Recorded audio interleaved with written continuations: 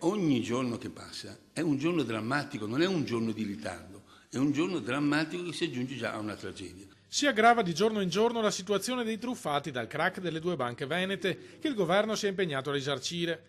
Il DEF ha confermato che l'apposito fondo sarà finanziato nel bilancio 2019, ma dal Codacons chiedono all'esecutivo di modificare i criteri per l'erogazione di queste prime risorse.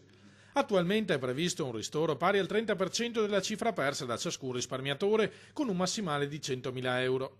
Una decisione apparentemente equa, ma che sostengono dall'Associazione dei consumatori non tiene conto della situazione sociale di chi ha perso ogni suo avere. Gli importi minori, questa è la diagnosi che facciamo noi, sono i più socialmente gravi, cioè chi ha un investimento alto in genere col 30% può anche avere più pazienza ad aspettare, ma chi ha importi minori non ce la fa. Il Codacons propone dunque al governo una diversa soluzione che, impegnando lo stesso ammontare di risorse, consentirebbe di recuperare completamente il proprio denaro a circa il 50% dei risparmiatori, mentre gli altri avrebbero comunque risorse sufficienti per poter attendere una nuova tranche di risarcimenti. Si proceda a dare a tutti, fino a una soglia, una franchigia di 40.000 euro, tutto.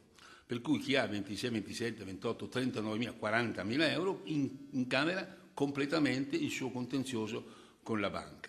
Mentre gli altri, secondo il piano di rientro previsto dai fondi dormienti e integrato da ulteriori risorse se necessarie, hanno la possibilità di aspettare 1, 2 anni, 3 anni. In questo modo, spiegano i consumatori, si porrebbe rimedio alle emergenze sociali causate dal fallimento delle due banche, senza pesare troppo sulle tasche di chi ha perso somme maggiori. Ricordo che chi aspetta non riceve la somma ferma, ma la riceve rivalutata degli interessi legali e seduti e del tasso di inflazione. Quindi è un'attesa non dolorosa,